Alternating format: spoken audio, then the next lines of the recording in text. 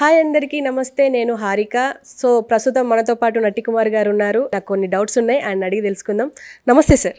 నమస్తే సార్, ఎలా ఉన్నారు? బాగున్నానమ్మా. సార్, ఇవాళ ఒక మాస్ కౌంటర్ సిబిఎన్ గారు నుంచి ఏంటంటే జగన్ గారేమో స్లీవ్స్ మడతపెట్టి ఎన్నికల యుద్ధానికి వెళ్ళాలి అని చెప్పేసి అంటే మాస్ కౌంటర్గా ఒక కౌంటర్ అయితే ఇచ్చారు. ఈసారి కుర్చీ మడతపెట్టుడే అనేసి, దీని గురించి మీరేమంటారు?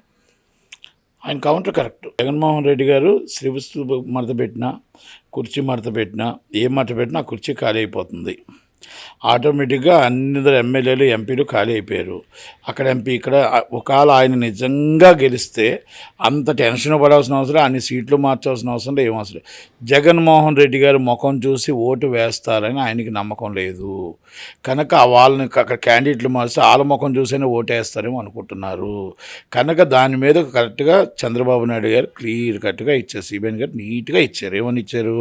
కుర్చీ మడత పెట్టడమే. ఆయనకి సివిలేస్ అన్నారు, ఆయన కుర్చీ మడత పెట్టడం ఎందుకు ఇచ్చారు? మీకు ఆల్రెడీ కుర్చీ మడత పెట్టి వెళ్ళిపోతారు నాయన. మీకు ఆల్రెడీ ఒక బంగ్లా ఏదైతే మీరు విశాఖపట్నంలో కట్టారో, మీ టూరిజం గెస్ట్ హౌస్లన్నీ ఇరగొట్టి ఆ గెస్ట్ హౌస్ మాకు ప్రజల పాలనకి ప్రజల వంశం అవుద్ది, కానీ దాంట్లో అడుగు కూడా మీరు పెట్టలేరు. పెట్టకుండానే ఇక్కడ ఆల్రెడీ సెక్రటరీ ఎలాగైందో అలాగే ఇక్కడ కేసీఆర్ గారికి ఏ పరిస్థితి ఆ పరిస్థితి మీకు వస్తుంది అని నీట్గా ఇండైరెక్ట్గా చెప్పాడు ఆయన. సార్, అలాగే రేపు షర్మిల కొడుకు రాజారెడ్డి పెళ్ళి, ఆ పెళ్ళికి జగన్మోహన్ రెడ్డి గారు రారు అని చెప్పేసి ఒక సోషల్ మీడియా కానీ అక్కడి వర్గాలు కానీ మాట్లాడుకుంటున్నారు. ఏమంటారు దాని గురించి? ఒకటమ్మా, పార్టీలు వేరు, ఇష్యూస్ వేరు, బంధుత్వం వేరు. బంధుత్వం అనేది అన్న చెల్లెల బంధం. అక్కడ మేనల్లుడు కంపల్సరీ పెళ్ళికి వస్తారు. మేనత్త మేనమామ ఇద్దరు వచ్చి పెళ్ళి ఇచ్చి ఆస్వాదించి వెళ్తారు. మన నిశ్చితార్థం కూడా వచ్చారు కదా, కంపల్సరీ వస్తారు. రాకుండా ఉంటారని నేను అనుకోను. ఎందుకంటే ఒక కుటుంబంలో డిఫరెంట్ పార్టీస్ ఉండొచ్చు, డిఫరెంట్ అభిప్రాయ భేదాలు ఉండొచ్చు. కానీ అక్కడ అభిప్రాయ భేదాలన్నీ కూడా పార్టీల దాకానే ఉంటాయి, అది ఇంటి దాకా రాదు అని నేను అనుకుంటున్నా. అలాగే చుట్టాలు కానీ పట్టాలు కానీ ఏదున్నా మనం పెళ్ళిళ్ళకి కానీ మన ఏదైనా కార్యాలకు కానీ కంపల్సరీ వెళ్తాం, ఈ కోపతాపాలు ఉన్నా కూడా. కనుక జగన్మోహన్ రెడ్డి గారు ఇద్దరు కలిపి వస్తారు అని చాలా అనుకుంటున్నాను, కన్ఫర్మ్ అని అనుకుంటున్నాను. అంటే ఇప్పుడు ఎంగేజ్మెంట్కి వచ్చినప్పుడే అవమానకరంగా జరిగింది అంటే షర్మిల ఆమె పక్కన ఉండకుండా, జగన్ గారి పక్కన ఉండకుండా పవన్ కళ్యాణ్ గారు రాగానే ఆయన దగ్గరికి వెళ్ళింది, దూరంగా ఫోటోలు దిగడం అలాంటివి చేసింది అని చెప్పేసి వచ్చింది. అండ్ ఏంటంటే మళ్ళీ ఇప్పుడు ఎలాగో పర్సనల్ అన్నారు కాబట్టి అది నిజంగా ఏపీలో అది పర్సనల్గా లేదు, అంటే కుటుంబమే నడుస్తుంది, కుటుంబం ఇష్యూసే మొత్తం రాజకీయం అయిపోయింది అని చెప్పేసి అంటున్నారు. దీని గురించి మీరేమంటారు? మీ మీడియా సృష్టి తప్ప. అక్కడ ఎంగేజ్మెంట్లో ఆయన ఆప్యాయంగా చెల్లిని పలకరించాడు, ఆప్యాయంగా తల్లిని పలకరించాడు, ఆప్యాయంగా అన్నయ్యని పలకరించారు.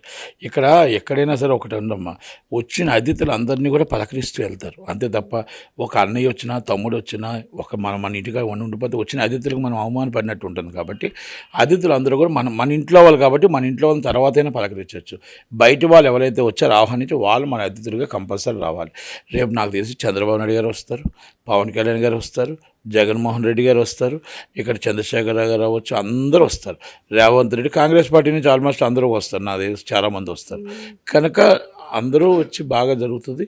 కనుక ఎక్కడ కూడా ఏ అవసరం లేదు. పార్టీలు వేరు. ఓకే, మీరు పర్సనల్గా మాట్లాడుకుంటున్నారు అన్నారు. కాకపోతే కొంతమంది పేడ్ ఆర్టిస్టులు ఆమెను తిట్టడం అనేది కుటుంబం ఎప్పటికైనా ఒకటి కాకపోదు. కనుక బయట వాళ్ళు ఇలా మాట్లాడడం అనేది కాదు. రోజా గారికి ఏం తెలుసు? రాజశేఖర రెడ్డి గారు ఏంటి, రాజశేఖర రెడ్డి గారి చరిత్ర ఏంటి, వాళ్ళ కుటుంబం ఏంటి, వాళ్ళ కుటుంబం ఎన్ని వందల మంది ఎన్ని వేల మంది వైఎస్ కుటుంబం అనేది ఆమెకి ఏమైనా చరిత్ర తెలుసా? వైఎస్ కొండలరెడ్డి గారు, రాజారెడ్డి గారు వీళ్ళ కుటుంబం తెలుసా? అసలు ఆ కుటుంబం కోసం ఆ మొత్తం టోటల్గా ఒక చరిత్ర ఉంది, ఒక 50 సంవత్సరాల చరిత్ర ఉంది. ఆ చరిత్రలో చిన్న అభిప్రాయ భేదాలు కుటుంబాల్లో ప్రతి ఒక్కరి దాంట్లో ఉంటాయి. కానీ మనలాంటి వాళ్ళని దూరకూడదు దయచేసి. ఎందుకంటే వాళ్ళ కుటుంబంలో అనుకుంటారు. ఇప్పుడు వైఎస్ వివేకానంద రెడ్డి గారు ఆయన మీద నించున్నాడు. బాబాయ్ కాకపోయాడా, అబ్బాయి కాకపోయాడా? వచ్చారు కదా, బాబాయ్ అబ్బాయి ఒకటయ్యారు. మళ్ళీ వైసీపీ కోసం గెలవడం కోసం ప్రయత్నం చేశారు, అన్నీ కూర్చున్నాడు. అబ్బాయి కోసం లాస్ట్ దాకా ఉన్నాడు. దురదృష్టవశాత్తు చనిపోయారు. చనిపోయిన ఎవరు చంపారో చెప్పలేని స్థితిలో వైసీపీ పార్టీ ఉందనేది వాస్తవం. అది దాంట్లో అసంతృప్తి ఉందని వాస్తవం. వైఎస్ కుటుంబం అంతా అసంతృప్తితో ఉన్నారని వాస్తవం. జగన్మోహన్ రెడ్డి గారు వాళ్ళ భార్య ఒక్కరే ఉన్నారు, అని భారతమ్మ గారు ఒకరిద్దరు ఉండి తక్కువలంతా ఒకే వైపు ఉన్నారనేది వాస్తవం. ఇదంతా కూడా ఇవన్నీ ఉన్నా, ఎన్ని అభిప్రాయ భేదాలు ఉన్నా పెళ్ళికి అందరూ వచ్చి పెళ్ళికి మేనల్ని ఆస్వాదించే వెళ్తారనేది నాకు మాత్రం పూర్తి నమ్మకం ఉంది. ఇష్యూస్ అన్నీ కూడా చాలామంది ఆమె ఇష్టం వచ్చినట్టు మాట్లాడుతున్నారు. చాలామంది నేను చూశాను, ఒక వ్యక్తి ఎవరో ఏకవచనంతో ఒక ఆడపిల్లని మాట్లాడుతున్నాడు. కానీ నువ్వు మాట్లాడే ముందు ఒక్కసారి ఆలోచించుకో. రాజశేఖర్ రెడ్డి గారిని గుర్తు తెచ్చుకో. ఈరోజు జగన్మోహన్ రెడ్డి గారు దీన్ని ఖండించకపోవచ్చు, ఈరోజు వైఎస్ కుటుంబం ఆ అమ్మాయి మీద అంటున్న మాటలు ఖండించకపోవచ్చు. రాజశేఖర్ రెడ్డి గారి కుటుంబంలో రాజశేఖర రెడ్డి అభిమాని ఎవ్వరైనా 100% ఖండించవలసిన విషయమే. షర్మిలమ్మ అయినా, జగన్మోహన్ రెడ్డి గారు అయినా, విజయమ్మ అయినా, వాళ్ళ కుటుంబం ఎవరైనా 100% వైఎస్ కుటుంబమే అని అంటారు. కనుక మాట్లాడే వాళ్ళు నోరు అదుపులో పెట్టుకొని ఆమెను మాట్లాడేటప్పుడు ఒక ఆడబిడ్డ, ఒక రాజన్న బిడ్డగా మాట్లాడితే బాగుంటుంది అనేది మా ఉద్దేశం, నా విన్నపం కూడా. అంటే ఇప్పుడు దీని గురించి మాట్లాడుకుంటే, ఇప్పుడు యాత్ర 2లో వైఎస్ షర్మిల గారి పాత్ర లేదు. అంటే పార్టీని ముందు జగన్ గారు హాస్పిటల్లో జైల్లో ఉన్నప్పుడు వైఎస్ షర్మిలనే ముందుకు తీసుకెళ్ళింది అని చెప్పేసి అందరికి తెలిసిన విషయమే. అంటే జగనన్న వదిలిన బాణం అని చెప్పేసి అది ఫేమస్ డైలాగ్ కూడా. మూవీలో లేకపోవడానికి గల కారణాలు ఏమంటారు? అందుకే సినిమా వెళ్ళిపోయిందిగా, ఉందా? వెళ్ళిపోయింది కదా. అలాగే వైసీపీ పార్టీ కూడా వెళ్ళిపోతుంది. ఎందుకంటే నిజాలు చెప్పాలి, అబద్ధాలు చెప్పారు, అందుకే జనాలు చూడలేదు. యాత్రలో నిజం చెప్పారు, యాత్ర ఆడింది. యాత్ర 2లో అబద్ధాలు చెప్పారు, తిట్టడానికే పెట్టుకున్నారు పార్టీ. అపోజిషనల్ తిట్టడానికే పార్టీ పెట్టారు, ఆ సినిమా పెట్టారు. కనుక సినిమాని చూసి ఓట్లు వేస్తారు అనుకోవడం జగన్మోహన్ రెడ్డి గారికి ఆశ, అంతే. ఆయనకు కూడా తెలుసు సినిమాలు చూసినా ఓటేయరు. కాకపోతే ఏంటంటే మనం మామూలుగా సోషల్ మీడియా పెయిడ్ ఆర్టిస్టులతో తెచ్చిస్తున్నాం ప్రతిపక్షాలని. మనం సినిమా అంటే ఒక లైసెన్స్, ఒక సెన్సార్ ఆఫీసర్ ఒక వైసీపీ కార్యకర్తలా పనిచేస్తుంది. ఆమెకు సెన్సార్ సర్టిఫికేట్ ఇచ్చేస్తుంది. తిట్టకుండా ప్రతిపక్షాలను తిట్టవచ్చు అనేసి యూట్యూబ్లో కట్ చేసి ఎట్టివచ్చు, అన్ని ఎట్టవచ్చు, లైసెన్స్ వస్తుంది కదా అన్న ఉద్దేశం తప్ప ఇంకోటి ఏమీ లేదు. ఇప్పుడు యాత్ర 2 గురించి మాట్లాడుకున్నాం కాబట్టి, ఇప్పుడు రాజధాని ఫైల్స్ నిన్నటి వరకేమో స్టే ఇచ్చారు, ఇప్పుడు దానికి గ్రీన్ సిగ్నల్ ఇచ్చారు నడుపుకోండి అనేసి. కానీ దీని మధ్యలో జరిగింది ఏంటంటే, టికెట్స్ తీసుకున్నా కూడా బయటికి పంపించేశారు దౌర్జన్యంగా. దీని గురించి ఏమంటారు? సినీ ఆటోగ్రఫీ యాక్ట్ ప్రకారం హైకోర్టు వారు స్టే ఇచ్చిన తర్వాత stay copy digital cube UFO వాళ్ళకి వెళ్ళాలి. వాళ్ళకి వెళ్ళిన తర్వాత థియేటర్ వాళ్ళ పేర్ల మీద ఉంటే అక్కడికి వెళ్ళి ఆపాలి.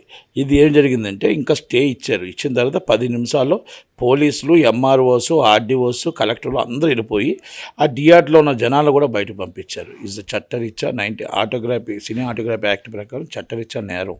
సినిమా టికెట్ ఇచ్చి చూసుకునేటప్పుడు మనం 18% జిఎస్టీ ఇస్తున్నాం గవర్నమెంట్కి.